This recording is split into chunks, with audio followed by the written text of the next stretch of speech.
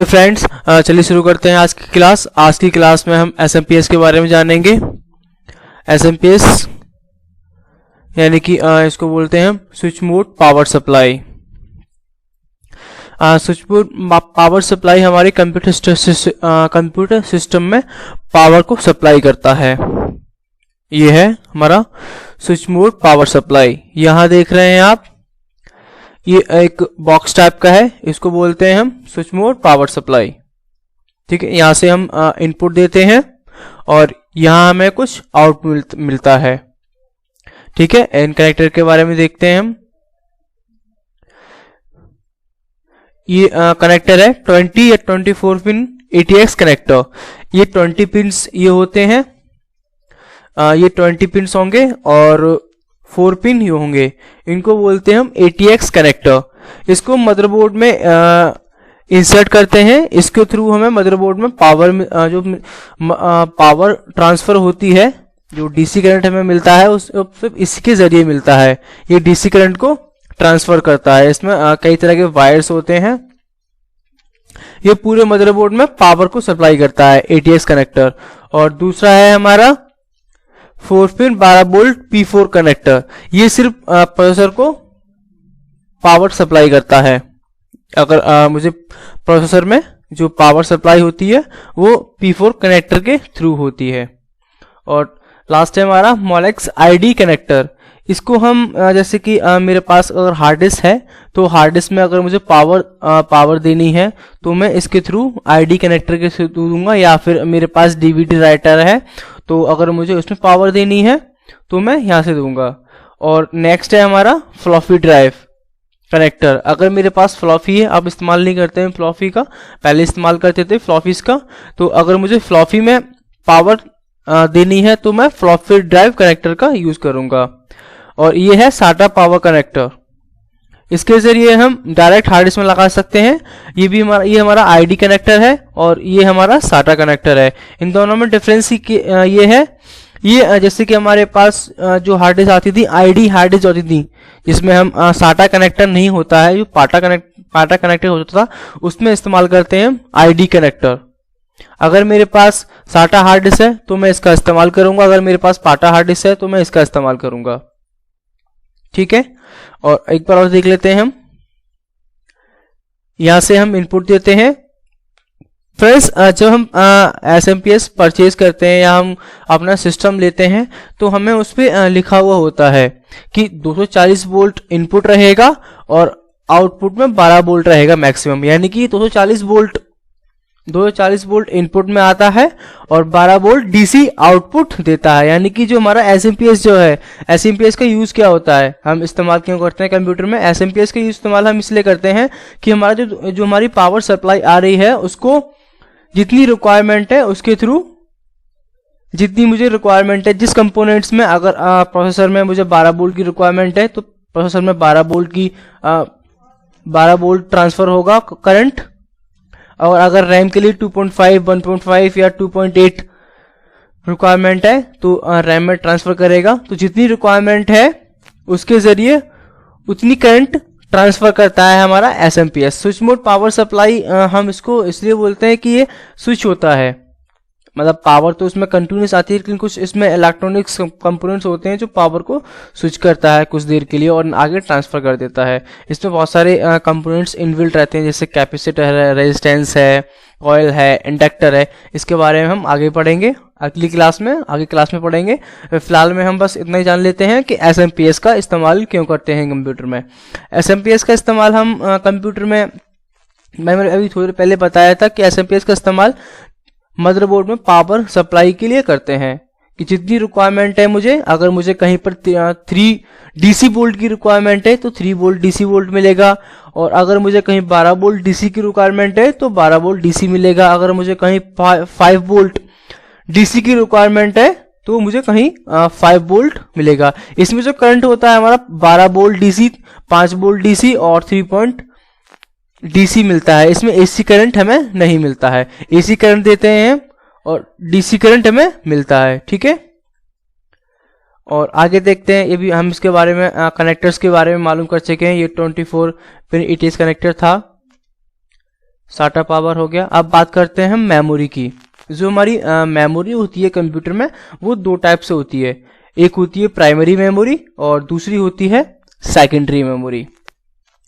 Primary memory जो होती है वो हमारी मैन मेमोरी होती है कंप्यूटर की, यानी कि बोल सकते हैं इसको हम, it is a man memory of computer. अगर हमारे सिस्टम में प्राइमरी मेमोरी नहीं है तो कंप्यूटर वर्क नहीं करेगा।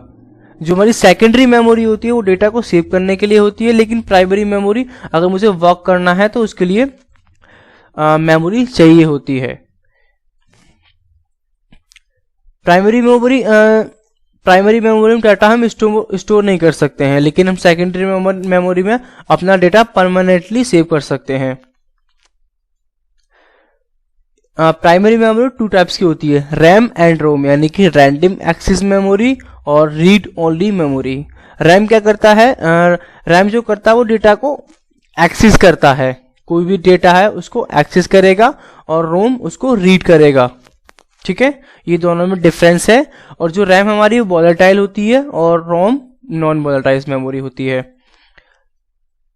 सेकेंडरी मेमोरी होती है वो, इसमें हम डेटा को परमानेंट सेव कर सकते हैं, लेकिन इसको हम एनालॉग और डिजिटल में कन्वर्ट कर सकते हैं।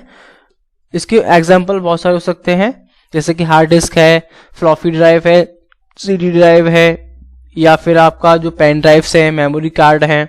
तो ये होता है प्राइमरी मेमोरी और secondary memory. Basically primary memory का यूज हम कंप्यूटर में अपनी स्पीड के ऊपर भी डिपेंड रखता है। वैसे मेमोरी कंप्यूटर में काफ़ी टाइप्स होते हैं, जैसे कैश मेमोरी है, ये हमारी डिपेंड करती है, कैश मेमोरी डिपेंड करती है हमारी स्पीड के ऊपर। ठीक है, वैसे मेनली दो टाइप की मेमोरी होती है, प्राइमरी मेमोरी और दूसरी है सेकेंडरी मेमोरी। अब बात करते हैं हम रैम की। जब हम बात करते हैं, आज मार्केट में तीन तरह की रैम्स हमें देखने को मिलती है, एक DDR1, DDR2 और DDR3। अब हम ये किसको कैसे पहचानेंगे कि ये हमारा DDR1 है, DDR2 है या DDR3 है? यानी कि सपोज करते हैं हमारे पास एक मदरबोर्ड है, तो मुझे वहां पे मुझे कैसे मालूम करना पड़ेगा कि वहां पे DDR1 है, DDR2 है या DDR3 है? फ्रेंड्स, आप यहाँ देख रहे होंगे, अगर DDR1 में देखें तो यहाँ पे कुछ कट है। DDR1 में पास में कुछ कट है, लेकिन DDR2 में थोड़ा दूर है, और DDR3 में कुछ बीच में है। यानी कि जो कट हो रहा है, जो कार्बन कट जो है हमारा,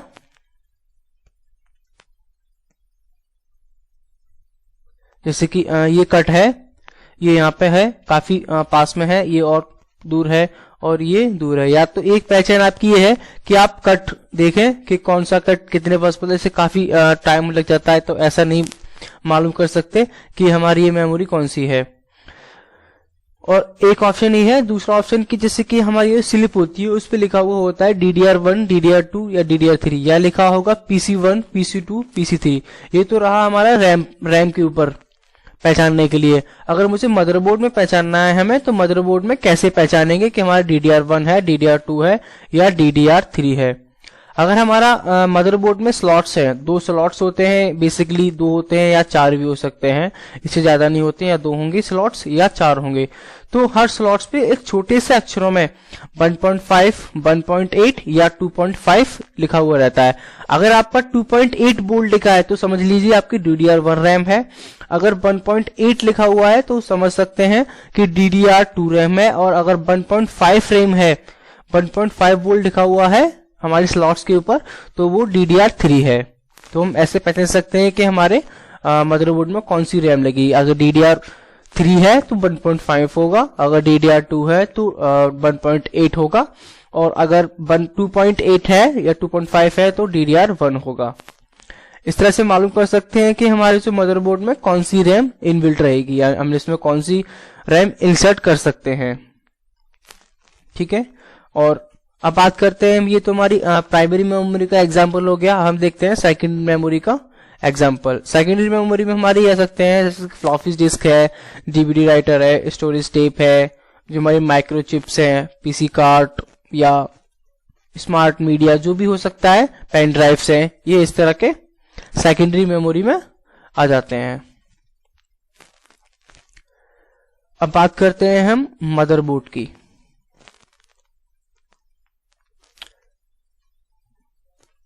फ्रेंड्स ये है मदरबोर्ड, एक लेटेस्ट मदरबोर्ड है, बेटर है। फ्रेंड्स आप थोड़ा सा जान इसके ये जो यहाँ पे जो दे रखा है ये स्लॉट्स होते हैं,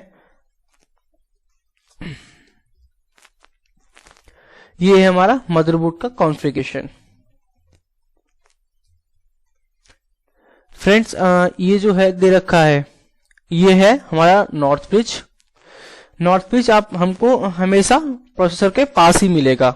नॉर्थ ब्रिज हमें हमेशा मदरबोर्ड के पास ही मिलेगा, जहां हमारा प्रोसेसर इनबिल्ट रहेगा वहीं हमें मदरबोर्ड मिलेगा। तो हम पहचान सकते हैं नॉर्थ ब्रिज को पहचानने का सबसे अच्छा तरीका है कि प्रोसेसर के पास में ही रहता है। अब आता है हमारा साउथ ब्रिज। हमारा साउथ ब्रिज होता है जो हमारे कनेक्टर जो होते हैं जिसमें हम कैबिनेट की पावर सप्लाई करते हैं उसके आसपास होगा।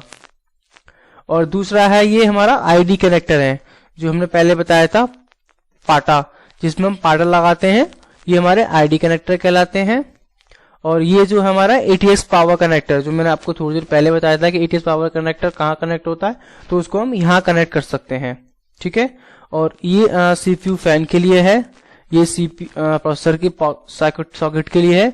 इसके बारे में हम पहले भी पढ़ चुके हैं। ये कनेक्टर है, कनेक्टर फॉर इंटरनल पेरिफेरल्स, जो हमारे पेरिफेरल्स या डिवाइस है, जैसे कीबोर्ड है, माउस है, स्पीकर है, या पेन ड्राइव है, बीजे कनेक्टर है, या एचडीएमआई है, उसको हम यहाँ से कनेक्ट कर सकते हैं। PS2 कीबोर्ड है, PS2 माउस है। और ये हमारा सीमोस बैटरी बैकअप। सीमोस का काम क्या होता है, जैसे कि अभी मैंने अपना सिस्टम ऑफ कर दिया है, तो इसको जो हमारा डेट ऑफ टाइम सेव की हुई है उसको सेव करने के लिए हम सीमोस का इस्तेमाल करते हैं। Thank you.